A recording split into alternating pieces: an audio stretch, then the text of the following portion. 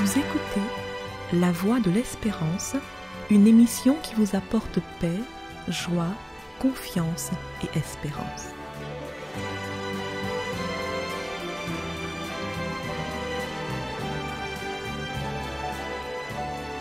Bonjour la Guyane et bonjour à tous depuis la Guyane. Nous voici maintenant rentrés de plein pied dans le mois de juillet. Ce mois qui annonce les grandes vacances, la période estivale, période pendant laquelle on peut avoir un peu plus de temps pour d'autres activités, soit des activités manuelles autour de la maison, soit pour voyager, ou encore pour prendre le temps de réfléchir et de méditer sur certaines choses. Ici, à la Voix de l'Espérance, pendant ces grandes vacances, nous vous proposons d'approfondir le thème de la foi. Nombreuses sont les personnes qui se demandent « mais qu'est-ce que la foi ?» Comment sait-on qu'on a la foi? Comment peut-on avoir la foi? Nous allons explorer ce thème et tenter de répondre ou d'apporter des éléments de réponse à ces questions. Nous voulons reconnaître que avoir la foi, c'est croire que mes problèmes sont aussi les problèmes du Seigneur Jésus. Celui donc qui a la foi, c'est quelqu'un qui reconnaît qu'il y a une certaine intimité entre lui et la divinité. Il y a une certaine association entre lui et la divinité, qu'il n'est jamais seul ou qu'elle n'est jamais seule, cette personne, et que le Seigneur l'accompagne en toutes circonstances et prend part à ce qui lui arrive. Lorsque le Christ était sur le point de retourner auprès de son Père après le temps de son incarnation, il a dit à ses disciples, « Je ne vous laisserai pas orphelins, je viendrai à vous. Encore un peu de temps, et le monde ne me verra plus. Mais vous, vous me verrez, car je vis et vous vivrez aussi. » Fin de citation. Parole du Christ à retrouver dans l'évangile de Jean au chapitre 14, versets 18 et 19.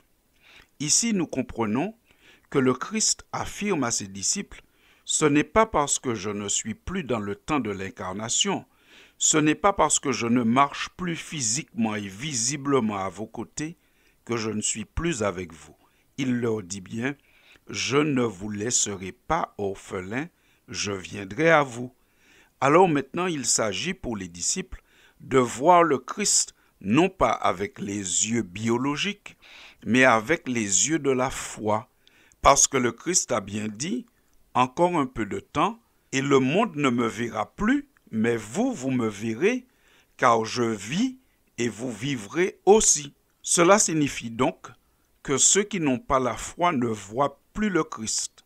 Mais ceux qui ont la foi, autrement dit les disciples de Christ, continuent de le voir, même s'il n'est pas physiquement en train de marcher sur la terre.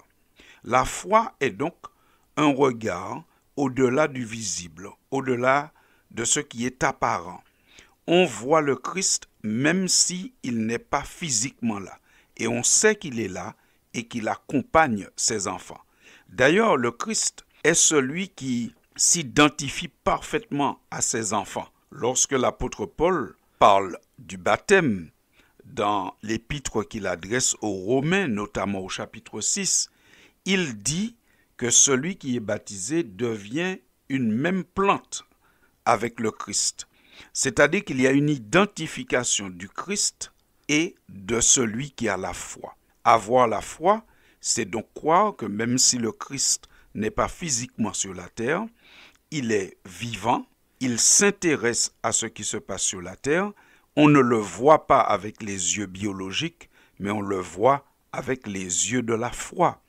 D'ailleurs, lorsque Jésus reviendra dans sa gloire comme il l'a promis, une des choses qu'il fera et qu'il annonce, c'est de juger le monde. C'est-à-dire qu'il va établir une distinction entre ceux qui ont la foi et qui ont marché d'après les principes de la foi, que nous découvrirons dans d'autres chroniques, et ceux qui ne l'ont pas, et ceux qui ont bafoué les principes de la foi.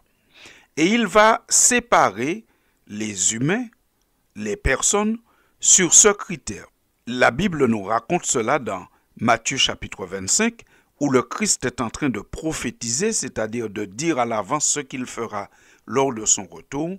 Il va séparer les bons d'avec les méchants, les brebis d'avec les boucs. Une seule question sera posée.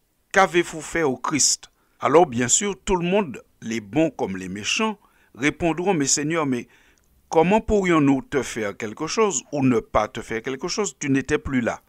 Alors le Christ dira, dans Matthieu 25, 40 et 45, nous pouvons lire cela, « Tout ce que vous avez fait à un être humain, c'est à moi que vous l'avez fait. Tout ce que vous n'avez pas fait, que vous auriez pu faire pour le bien d'un être humain, c'est à moi que vous ne l'avez pas fait. » Cette phrase montre à combien le Christ s'identifie parfaitement avec les êtres humains sur la terre. Bien qu'il ne soit plus dans le temps de son incarnation, il garde sa filiation avec l'être humain. Et quant à l'apôtre Paul, il a compris cela et expérimenté cela lors de sa conversion. En effet, la Bible raconte lors de sa conversion que l'apôtre Paul a rencontré Jésus. Il a eu une vision et il a vu le Christ glorifié lui apparaître. Et le Christ lui pose une question, mais pourquoi me persécutes-tu? Mais l'apôtre répond, mais Seigneur, mais moi je ne te persécute pas.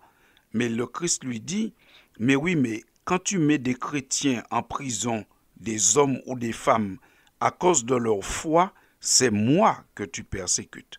Vous pourrez lire cela dans le livre des Actes au chapitre 9 et également au chapitre 22. Avoir la foi, c'est donc croire que mes problèmes sont les problèmes du Christ parce qu'il s'identifie à moi et qu'il n'est jamais très loin, même s'il n'est pas physiquement visible. Les yeux de la foi permettent de croire que le Christ se tient toujours auprès de ses enfants. D'ailleurs, l'une des dernières paroles du Christ à ses disciples était « Je suis avec vous tous les jours jusqu'à la fin du monde ». Alors, nous espérons que cette chronique sur le thème de la foi vous éclaire sur ce sujet. Et nous vous disons donc à très bientôt pour la suite. Merci pour votre écoute et à bientôt.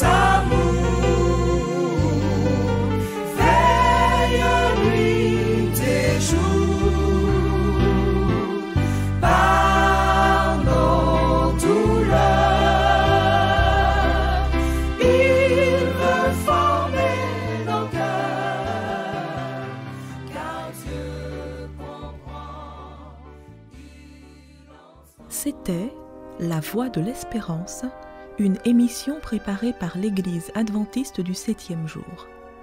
Si vous désirez avoir une copie de la causerie d'aujourd'hui, demandez-la. Elle vous sera donnée gracieusement. Écrivez à La Voix de l'Espérance, boîte postale 169 97 324, Cayenne, CEDEX, ou téléphonez au 0594 25 64 26. Merci chers auditeurs et à bientôt.